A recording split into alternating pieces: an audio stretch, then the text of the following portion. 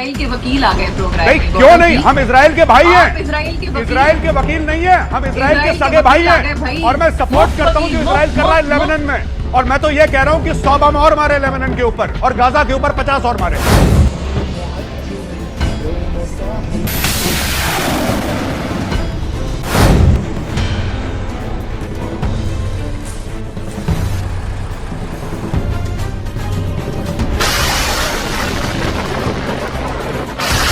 दोस्तों, आपको ऑपरेशन सिंदूर का वो वाकया याद है जिसमें एक सो कॉल्ड मेजर एक राष्ट्रीय टेलीविजन चैनल पर आकर के उल्टी सीधी बयानबाजी कर रहा था और वो बयानबाजी पूरी दुनिया में इस देश के लिए बेहद शर्मनाक विषय बना था। और ये आदमी एक बार नहीं, कम से कम दसियों बार इस तरीके के घटनाक्रमों को अंजाम दे चुका है।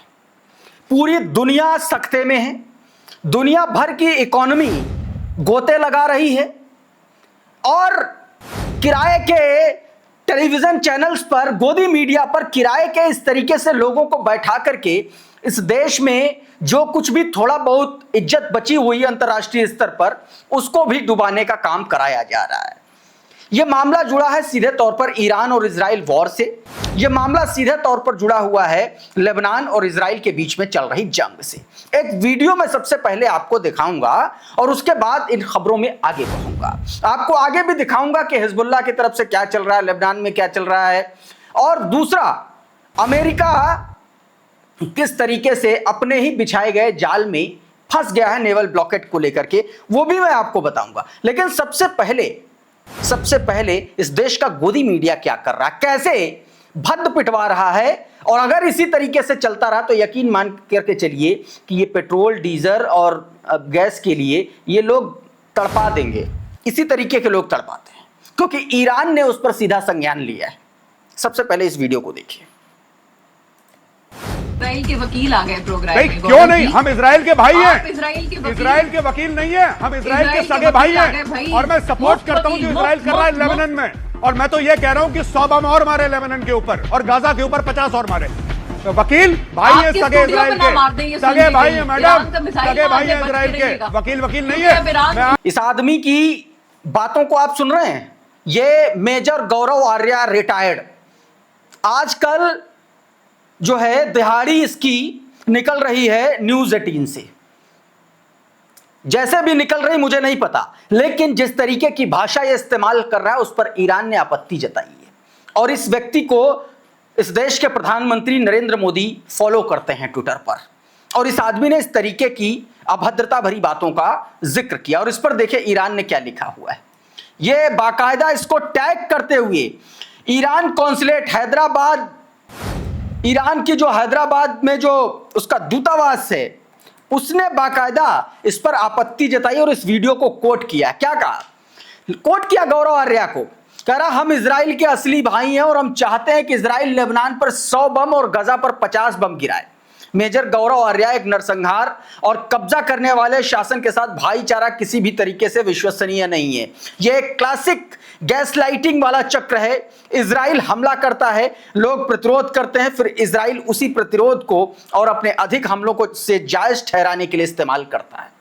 यह साफ तौर पर बयान दिया गया किसकी तरफ से? ईरान की तरफ से, ईरानी दूतावास की तरफ से यह बयान दिया गया मेजर गौरव आर्या के इस कृत्य को लेकर के। अब इस पर उमाशंकर सिंह ने देखिए कुछ लिखा है, वो आपको भी समझना चाहिए। आपकी स्क्रीन पर यह ट्वीट है।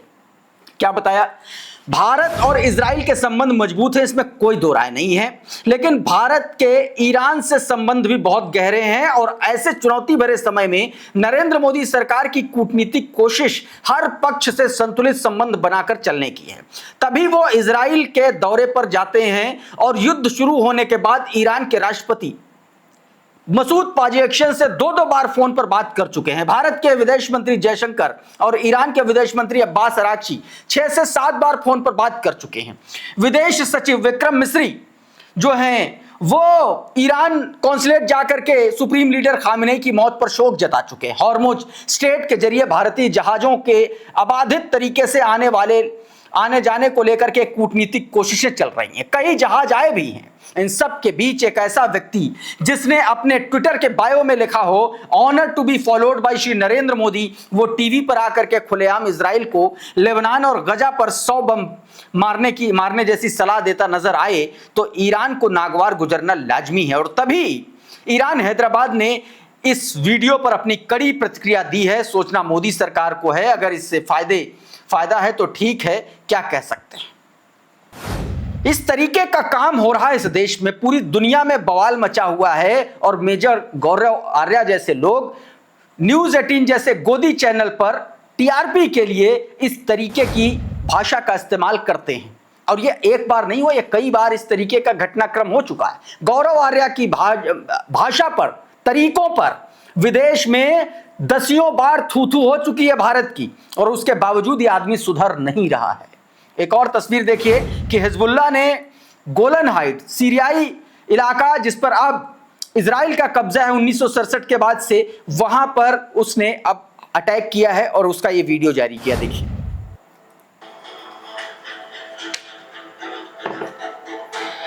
ये उसका वीडियो है।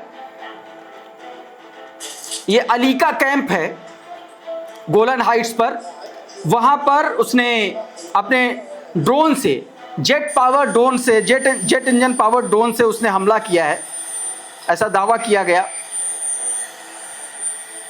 और ये उसी से जुड़ा वीडियो बाकायदा जारी किया गया। देखिए मिडिल ईस्ट ऑब्जर्वर लिख रहा है कि residence target Alika camp affiliated with the Israeli enemy army in the occupied Syrian Golan with qualitative jet power drone, ये इसमें जानकारी दी गई है। एक और तस्वीर देखिए, इस वीडियो में हिजबुल्लाह ने ये वीडियो जारी किया है और उसमें यह दावा किया गया कि उसने, हिजबुल्लाह के जो लड़ाके हैं उन्होंने किरियत शमोना में इजरायली बस्ती पर अपने रॉकेट से हमला किया और एक के बाद एक रॉकेट की बौछार से समझ लीजिए हमला किया है। और यह उसका वीडियो जो है जारी किया गया उस पर अटैक को लेकर के, ये जो आप अपनी स्क्रीन पर देख रहे हैं। एक के बाद एक कई हमले लगातार हिजबुल्लाह कर रहा है और उससे जुड़ी इंफॉर्मेशन ये आपकी स्क्रीन पर देखिए। ये ट्वीट हैं, ये बीते 24 घंटों में जो हिजबुल्लाह ने इंपॉर्टेंट जगहों पर हमले किए हैं उससे जुड़ा ये ट्वीट आपकी स्क्रीन पर।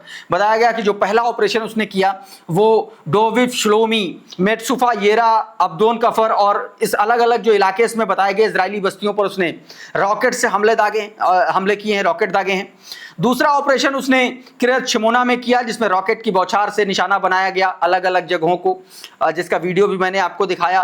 फिर तीसरा ऑपरेशन उसने बिन्त जबील शहर के उत्तरी इलाकों में किया जिसमें उसने इजरायली वाहनों को और इजरायली सैनिकों की गैदरिंग पर अपना हमला किया, जिसमें तमाम सारे लोग या तो घायल हुए हैं या तो मारे गए हैं। चौथा हमला उसने किया दोस्तों बिन्त जबील में, ये भी उसने हमला किया और उसमें कई सारे वाहनों को निशाना बनाया, यानी कि बैक टू बैक उसने बिन्त जबील में हमला किया। बिन्त जबील में जबरदस्त तरीके से वहां पर आमने सामने की भिड़ंत चल रही है। आपको मैंने इससे पहले भी वीडियो में बताया था कि किस तरीके से वहां पर इजराइल की एक बटालियन का एक जो कमांडर था वहां पर जाकर के वॉर मेमोरियल पर जाकर के उसने फोटो खिंचवाई थी।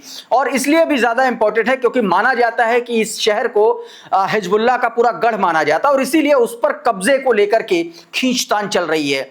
इसके अलावा देखिए ये पांचवा ऑपरेशन गोलन हाइट्स में जो मैंने अभी आपको तस्वीर दिखाई। छठवां ऑपरेशन उसने मेटेटा सैन्य अड्डे को निशाना बनाया, उसने अपने ड्रोन के जरिए उसको निशाना बनाया। सातवां ऑपरेशन उसने अल जनूबिया कस्बे को निशाना बनाया है, लड़ाकू विमान जिसमें उसने इजराइल के लड़ाकू विमान को मार गिराने का दावा किया है सतह से हवा में मार करने वाली मिसाइल के जरिए। आठवां हमला उसने अल खियाम में किया है, आईडीएफ के वाहनों और सैनिकों पर यह हमला किया। और 9th ऑपरेशन जो उसने किया वो बियाधा गांव में इजरायली वाहनों और इजरायली सैनिकों पर किया है। ये हमले और ये उससे जुड़ी तस्वीरें जो आप अपनी स्क्रीन पर देख रहे हैं दोस्तों। एक और तस्वीर दिखाता हूं, ये अटैक किया है दोस्तों इजराइल ने, ये इजराइल ने अटैक किया है लेबनान के इलाके में। ये वीडियो आदित्य राज कौल ने अपने ट्विटर हैंडल पर जारी किया है और बताया है कि लेबनानी मीडिया रिपोर्ट्स के मुताबिक बेरूत के दक्षिण में तटीय हाईवे पर इजरायली हवाई हमलों में कम से कम 2 वाहनों को निशाना बनाया गया। बताया जा रहा है कि ये हमले समुद्र के किनारे बसे जिया और सादियत के पास हुए। ये इलाका इजराइल के उत्तरी सीमा से लगभग 70 किलोमीटर दूर है और वहां पर इजराइल ने इसको निशाना बनाया। दूसरी तरफ स्टेट ऑफ हॉर्मुज को लेकर के जो नेवल ब्लॉकेड अमेरिका ने कर रखा है उस पर एक करारा तमाचा ईरान की तरफ से जड़ा गया है। जरा ये ट्वीट को देखिए। इसमें बताया गया, फार्स न्यूज एजेंसी के हवाले से उसने बताया कि ईरान के इमाम खुमैनी बंदरगाह पर आ रहे एक बहुत बड़े क्रूड कैरियर ने हॉर्मुज स्ट्रेट पार कर लिया है। दावा किया गया कि जहाज की जो क्षमता है 2 मिलियन बैरल तेल ले जाने की है। हालांकि ये अभी तक इसमें कंफर्मेशन नहीं है कि ये जहाज कच्चे तेल से भरा हुआ था या खाली होकर के लौट रहा था, लेकिन इसने स्ट्रेट ऑफ हॉर्मुज पार कर लिया है। इसका मतलब ये है कि ईरानी टैंकर ने अमेरिकी नाकेबंदी को तोड़ते हुए डोनाल्ड ट्रंप के इस ब्लॉकेट को करारा तमाचा जड़ा है, ठीक उस तरीके से जिससे पिछले दिन ईरान के साथ में आज आप कह लीजिए कि चाइना ने जड़ा था। इस बीच बयान एक बार फिर से IRGC के प्रवक्ता की तरफ से आया। ये देखिए आपकी स्क्रीन पर। इसमें यह दावा किया गया है कि अगर स्ट्रेट ऑफ हॉर्मुज को पर अमेरिका की नाकेबंदी जारी रहती है तो ईरान ने कह दिया है कि वो खाड़ी में और ओमान सागर में भी किसी तरीके से आयात निर्यात नहीं होने देगा। यह भी कहा है कि नाकेबंदी जारी रही तो ईरान की जो सशस्त्र सेनाएं हैं वो लाल सागर के रास्ते व्यापार को बहने नहीं देंगी। मतलब लाल सागर में, रेड सी में भी अब ईरान एक तरीके से अपनी मौजूदगी दर्ज कराने की बात कह रहा है और वैसे भी वहां पर हुतीज का कब्जा रहता ही है। तो ये खबर निकल के सामने आई। एक और तस्वीर देखिए, ये अमेरिका से जुड़ी हुई तस्वीर, अमेरिका से जुड़ा हुआ अपडेट देखिए। वॉशिंगटन पोस्ट की खबर है जिसमें यह जानकारी दी गई, यह बताया गया कि 10,000 एडिशनल ट्रूप्स जो हैं वो एक तरीके से ईरान यानी कि मिडिल ईस्ट में और भेजे गए हैं, ये जानकारी दी गई है। क्लैश रिपोर्ट की यह खबर, इसमें बताया गया the US is deploying about 10,000 additional troops and multiple warship to the Middle East to increase pressure on Iran. यह बताया गया उसने अपने 10,000 एक्स्ट्रा ट्रूप्स, 50,000 पहले से थे, 10,000 और बढ़ा दिए और इसके अलावा उसने अपने एयरक्राफ्ट कैरियर्स भी बढ़ाए हैं, वॉरशिप भी बढ़ाए हैं। तो सीधे तौर पर ईरान पर बड़ा दबाव बनाने की बात कही जा रही है। दूसरी तरफ डोनाल्ड ट्रंप के उस बयान पर ईरान की तरफ से बड़ा पलटवार आया और यह पलटवार शाहरुख खान के एक डायलॉग को कोट करते हुए किया गया। आपको याद है कि डोनाल्ड ट्रंप ने कहा था कि ईरान की जो नेवी जो है वो खत्म हो चुकी है। अब नेवी का एक वीडियो, ईरानी IRGC नेवी का एक वीडियो जारी किया और कॉन्सुलेट ऑफ इंडिया में जो मुंबई में जो वाणिज्यिक दूतावास है ईरान का, उसने ये वीडियो जारी किया और ये ट्वीट किया आपकी स्क्रीन पर। इसमें कहा गया ये वीडियो जारी करते हुए कि पिक्चर, ये तो अभी सिर्फ ट्रेलर था, पिक्चर तो अभी बाकी है। और ये सीधे तौर पर ये वीडियो जारी किया गया और ये उसने कहा है, यानी कि इसको सीधे तौर पर यह माना जा रहा है कि ईरान का एक तरीके से अमेरिका या डोनाल्ड ट्रंप को एक सीधा और स्पष्ट जवाब है कि किसी भी गफलत में मत रहना। इस बीच डोनाल्ड ट्रंप ने एक और ट्वीट किया है, यह आपकी स्क्रीन पर, यह चाइना को लेकर के इसने ट्वीट किया और इसमें उसने सीधे तौर पर चाइना को एक तरीके से आप कह लीजिए कि बहुत कायदे से, बहुत तमीज से बात करने की कोशिश की, क्योंकि हाल फिलहाल में इसका दौरा होने वाला है चाइना का और उससे पहले ये चाइना को लेकर के इस तरीके की बात करा। क्या लिख रहा है देखिए जरा आपकी स्क्रीन पर। बताया कि चीन बहुत खुश है, डोनाल्ड ट्रंप लिख रहा है कोट एंड कोट पे, चीन बहुत खुश है कि मैं स्ट्रेट ऑफ हॉर्मुज को स्थायी रूप से खोल रहा हूं, मैं ये उनके लिए भी कर रहा हूं और पूरी दुनिया के लिए भी। ऐसी स्थिति दोबारा कभी नहीं होगी। उन्होंने सहमति दी है कि वो ईरान को हथियार नहीं देंगे। ये बोल रहा है चाइना के बारे में, लेकिन खबर यह है कि चाइना ने ईरान को एयर डिफेंस सिस्टम सप्लाई कर दिया है। राष्ट्रपति शी कुछ हफ्तों में कह रहा है कि राष्ट्रपति शी कुछ हफ्तों में जब मैं वहां पहुंचूंगा तो मुझे जोरदार गले लगाएंगे। हम समझदारी से और बहुत अच्छे तरीके से काम कर रहे हैं। क्या ये लड़ाई से बेहतर नहीं है क्या, ये पूछ रहा है। और आखिर में जाते जाते धमका रहा है, कह रहा है कि हालांकि जरूरत पड़ी तो हम लड़ाई में भी बहुत अच्छे हैं और किसी से भी बेहतर हैं। ये डोनाल्ड ट्रंप कहता हुआ नजर आ रहा है। दूसरी तरफ नॉर्थ कोरिया ने भी बड़ी टेंशन बढ़ाई। यह स्क्रीन अल जजीरा की खबर, इसमें यह जानकारी दी गई है IAEA चीफ राफेल ग्रॉसी की तरफ से, जिसमें बताया गया कि नॉर्थ कोरिया के योंगब्योन न्यूक्लियर रिएक्टर में ऑपरेशन में तेजी से बढ़ोतरी हो रही है और प्योंगयांग की न्यूक्लियर वेपन्स बनाने की जो कैपेसिटी है वो बहुत तेजी से बढ़ रही है, यानी कि वो अपने न्यूक्लियर हथियारों की संख्या बढ़ाने की रेस में लगा हुआ है। तो ये डोनाल्ड ट्रंप के लिए एक बड़ा झटका और भी माना जा रहा है। इस वीडियो में बहरहाल इतना ही। बहुत बहुत शुक्रिया, बहुत बहुत धन्यवाद। आप जुड़े रहिए आपके अपने चैनल द लाइव टीवी के साथ। नमस्कार। द लाइव टीवी, सच सबसे आगे।